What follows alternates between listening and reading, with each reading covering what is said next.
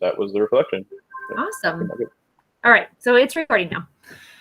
Okay, right, thank you. So again, just that same initial question, did the lesson go the way you anticipated it going from the planning session?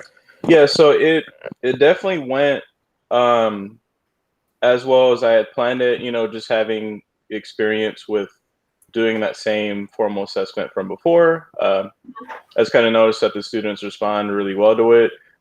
One of my students, Janai, you could hear even asking like, "Oh, so like kind of like alligators?" Yes, I actually wrote her down. Yeah, and I was like super excited about that because Yes. she's really good and attentive, and her mind goes beyond just what is happening in the moment of the class, and she can connect it to things like that. And I'm happy that she can do that, already at this stage, and I'm kind of hoping like other students do that the same way, where they're kind of thinking about a lot of the content.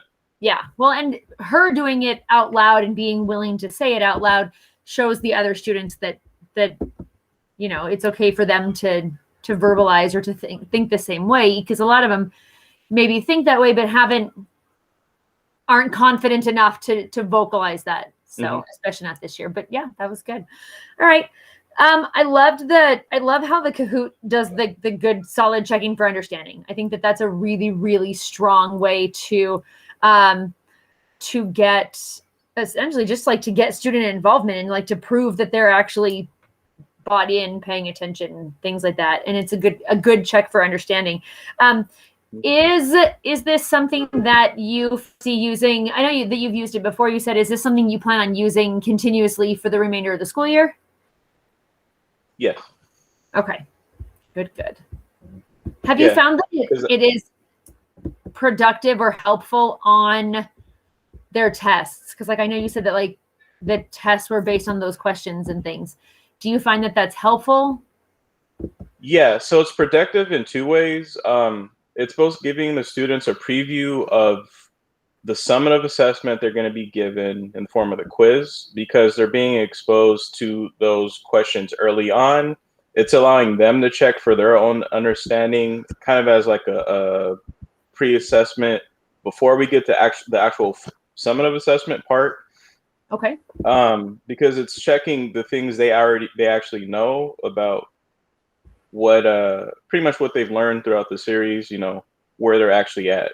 Are they understanding the material that they perceive themselves to be understanding it in the way that they think they are? Because it's a real check on them if they're just not doing well on that Kahoot, because now it's like, oh, well, I haven't been paying attention as much as I thought I would. And a lot of them even kind of type that in the chat, like, oh, I really thought it was this, or oh, I'm probably going to get this wrong, or oh, I'm surprised, So it gives them a chance to kind of reflect on their own performance, on how they could do on the quiz. So then they kind of think, oh, okay, maybe I didn't do as well as I thought I would, or maybe I should pay attention a little more from this point. The other way it's really helpful is that it gives me a set of data on how my students did perform on certain questions and whether or not I did actually teach it properly, whether I covered that topic in a way that they understood it, even the phrasing of the question and the vocabulary used in the question is kind of one of those things that I get to check as well. And I like that Kahoot gives an actual report of how your students do. Right. So you can see, okay, based on this formative assessment, this test that the quiz game that I'm going to have before the actual quiz, I get to see how my students actually did as a class. Okay. And based on that data, that's how I determine how I'm going to actually make up the quiz. Because there's one question that all my students got wrong, except maybe two across all the classes today. And it wasn't because it was a conceptual error. They understood the concept. It was just a particular word they hadn't been exposed to enough. So when I look at a question like that, that's probably something I'm not going to put on my quiz, because it wouldn't be fair to them to set them up for failure with this sort of vocab word that they just didn't get enough exposure to. Right. Because the other word that was related to it, so it was like the weathering question. All of them got the weathering question wrong, but they Okay. understood erosion. So a Right. couple questions later, they knew what erosion That's what I was, picked. because that's what we covered most, and we even had like a Bill Nye video we watched just about erosion. So it's very Right. solid in their mind when you use Right. that word. So. Awesome. Well, I like that. So you really just covered like 10 of my questions. Seriously. But one of the things that I was going to ask you was how you can use this to drive your assessment, and you just explained that how you can use that, and that's a really good concept, like that you already understand that it's really necessary to take a step back and look at what they know or what they don't have exposure to leading into your test days, because quite frankly, it's a lot easier for us to log on to the textbook website and find a test off of there and give it. But you're absolutely right. If that's a word, if there's a concept on there that they're just not as familiar with, it's really not, it's really, for lack of a better term, it's really just not fair to throw that at them on a test when you know as well as they do that they don't know that. But you know that. Like, you don't need to give an assessment to know that they don't know that. Which is Right, because it's a chance for both them to fail without any consequence, and then also for me to kind of fail without consequence, because I'm not grading them on their Kahoot performance. right. But it lets me see, oh, okay, well, before I put this question on there, understand, okay, and I get to think about, okay, what was it about the question that they didn't get? And Right. so when I think about the word weathering, I just didn't cover it enough and Okay. go over the subtle differences about how weathering is different from erosion. Excellent. So. I like it. So I did just have a couple things that I wrote down. I did write down that it's a great way to check for understanding. I could tell like you and a handful of the kids were getting into it. I loved that girl that just kept like answering and like asking questions. And I love that, because in this environment, it's so difficult to get these kids to really do this. And so the only thing that I had a question, I've honestly have not used Kahoot from my house. I used it a few times in my classroom, but I haven't used it from home. The only thing that I had a question for you about is that there were 29 kids in that class, and the most kids that answered any question was 17. Right.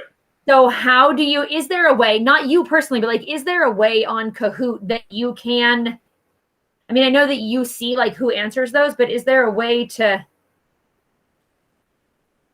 I'm not even sure really what I'm asking. It's great that we can check for understanding for the kids that are checked in. Did you use Kahoot in the classroom last year? Or you really I've used Kahoot classroom? in the class. I've used Kahoot in the classroom in the past. I taught a marine biology class for my student teaching at Summit High School in Okay. Fontana, California. And we use Kahoots there regularly, and it was kind of the same thing there. I didn't require that students did the Kahoot for a couple reasons. The biggest reason is the technological limitations. Okay. I have a lot of students who don't have a good enough internet connection to even run a Kahoot. Right. I did notice it's timed, so they have to be able to get it in by that time, and if they have drag, it's not going to happen. Yeah, because I usually give them about like 5 minutes to get logged in. I could push it to 10 if they were all on time. Yeah. Because the Kahoot takes at least 15 minutes to run. Now, Right. and that goes back to, okay, why are students not on time? I mean, their internet connection speed could make it such that they can't join the Google Meet faster than 3 minutes late. Right. Or maybe their teacher from the previous period kept them a couple minutes over, or their family's interrupting them. So there's all these different factors about what prevents students from participating in the Kahoot, whether it's the equity about do they have the technology, the Wi-Fi, the connection to do it. Because I had one student the next period who he tried to connect to the Kahoot and he got disconnected twice. Yeah. So then I'm like, oh, well, unfortunately, I can't keep waiting for him, because then the longer I wait, now we're not going to have time. The other students have to be successful. Right, to actually run the Kahoot. So that's one reason. The other reason is the bad part about Kahoot is it can be demotivating for students who don't win all the time. For students who are too obsessed with winning to allow it to be an educational opportunity, they may not want to play at all because it's like, oh, well, I never win, so what's the point? Right. And they may not necessarily see it as a review. So that's another reason why. So then would forcing it to be graded make them want to play? I mean, it's still demotivating for them because now it's like, oh, well, now I won't win and I'm being graded on it. Right. I've had other students ask me, will I give them extra credit if they win? And I'm like, oh, no, I wouldn't do that. Apparently, we have some teachers doing that. I don't know who, but I wouldn't give extra credit to the winner because extra credit opportunities should be equal for all students have the opportunity to get the credit. So to know that, oh, okay, well, only the top 3 students get the extra credit, I don't think that's fair because it would have been impossible for other students to get it. Because you win Kahoot for 2 reasons. It's based on your reaction time, how fast you get the answer in, and whether it's correct. Right. And because Kahoot is a reading-only format, there's students who read slower than others. It's not necessarily ideal for EOs or anyone with any kind of reading disability. Even if a student with like dyslexia or something might have a problem with that. Because you have to read the question and then read all the answers fast enough to answer and answer correctly. So, but that's why I follow up with a verbal explanation. I highlight certain words on the question. I highlight certain parts on the answer so that I'm reviewing it both. They get to see the text and then they get the audio of me explaining why the answer is what it was or why it wasn't certain things. Yes, and that's actually what I wrote down. I wrote down that it was great that you explain each question after the answer is given, because then even those students that are not necessarily participating are still getting that information, even if they didn't click on the magic thing. I love, by the way, that you have like completely thought out your rationality for using this game. There are so many teachers I know that literally just assign it because it wastes a whole class period. And I love that you've actually thought through like your different groups of students and why it's helpful for some and not others. And you know that, and you can back that up with your own information. That's excellent. I appreciate that you have done that, and that you're not just like, let's play Kahoot today. Right. Yeah. And thank you. And I appreciate it because it's like, it's not just a game, it's a review activity. And it's also a reteach opportunity as well. Each question is a reteach opportunity based on how well your students did or didn't do. Right. So you're doing a reteach in that moment before they get to this test. So. Excellent. Cool. I have to be honest, like I wasn't really sure where it was going when you first sent me the lesson plan. I'm like, we're playing Kahoot for the whole period. Okay. Now, granted, I know that like whole period is relative. You only have 30 minutes, and that is a really short amount of time. And I'm like, all right, let's see how this goes. Because again, it's been a long time since I did Kahoot. Again, because of like electronics, I have no way to do it in class unless we're like old school whiteboarding, you know what I mean? And they don't like it if they can't get on the computer and do it. So, but it was really like impactful. I know that at least a handful of those kids, the ones who were typing in the chat, the ones that were talking out loud, like they got something. And even the kids that maybe looked like they weren't participating still had the opportunity to get something because of all the explanation that you gave as they were going through that. So it was good. And the ones that knew the answers, good job on them. Good job. Yeah. And they get that confidence. Oh, okay, great. I'm good. I'm going to do well on this quiz. I don't need to stress out or work much harder because, and I even tell them in certain moments, like when no one got the weathering question, like, oh, okay, this isn't going to be a question I'm going to have on the quiz. I'm going to go with the things that you all did well on. That's what's going to compose the quiz, not the things that everybody missed. Right. And I like that you told them that too, because that's really helpful with their self-confidence as well. Yeah. They're like, oh my gosh, I have to go home and study that. Oh my gosh, I have to do this. I didn't know that. But then when you can reassure them, you don't need to stress about that. I can see that you don't all know that. So we're good. It just helps them feel like they're going to be more successful going into to tomorrow's quiz. So Right. I like it. Very cool. I'm impressed. That was great. All right. So the next thing I have is just, I know that you had said that this was something that you've used before and that you plan on continuing using it. It's clearly something that is successful. And then, and again, with the fact that like you understand why it was successful is and useful for assessments is really excellent.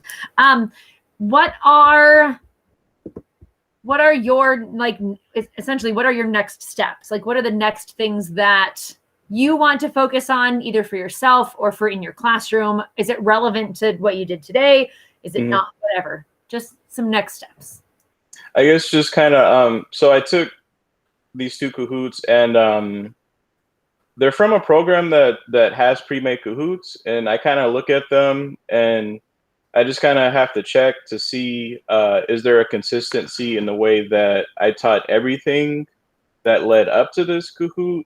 Was there enough of the info in the content that I was provided already for this pre-made, lesson structure with the Kahoot ending at going to the end? And it's just kind of making sure that I'm consistent and I'm pulling out all the information and covering all the steps in there, because having a pre-made standards-based Kahoot from the Generation Genius program, they're also kind of putting a check on me as well, because it's like, oh, well, here's the things that you probably should have covered that we're putting in this Kahoot. Did you go through those things and cover them well enough, fast enough, that kind of thing? So I'll go back and look at the data, use that to make my next quiz, but also it helps me reflect on my teaching practices of, oh, well, maybe I missed this part of the standard. Oh, I should have gone back and done that. Why did everybody miss the weathering question? Are they going to get a chance to learn that somewhere else? That kind of thing. Awesome. All right. I like that. I love it.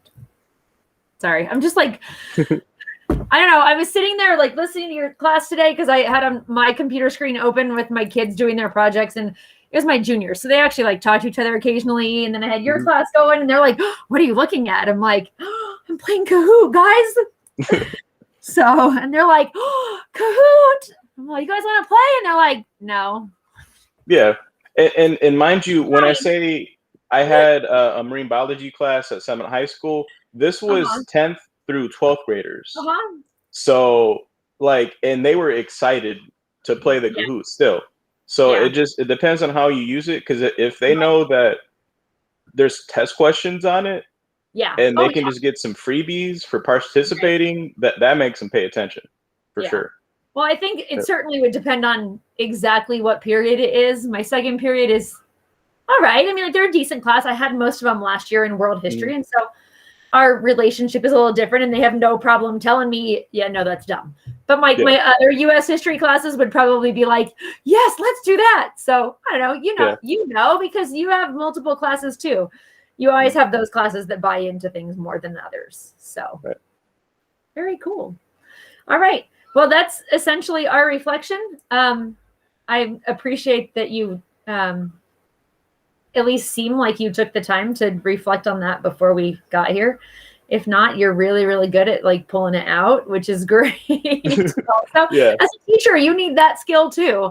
So, but yeah, do you have any questions or anything going into next? No questions, because we already kind of talked about the next CSTP goal, and I already have it written. So that's going to be more about the UDO. And then even on the lesson plan, I kind of put a little bit of like UDO language. Yes, I saw at the bottom. And that's how I think through justifying the use of a Kahoot. For in that UDO kind of language and thought process. So that's kind of the same steps I'm going to take when I do the next lesson and talk about why I design it the way it is and who it accommodates. So same thing there. That sounds good. Cool. You're making my job really easy today, which is good because it's been one of those weeks. It's actually been really good. Like, my kids have done what I needed them to do, and academic warnings are not super horrible yet. Mm-hmm. But they are due. So Right. I'm going to go ahead and let you go. I know you have stuff to do. That was great. I will send this to you as soon as I get the recording in, and we can get that certified off as your second observation done. All right. Okay. All right. Sound Thank good? you. All right. Cool. Have a I'll great see you next. afternoon. All right. Bye. Bye-bye.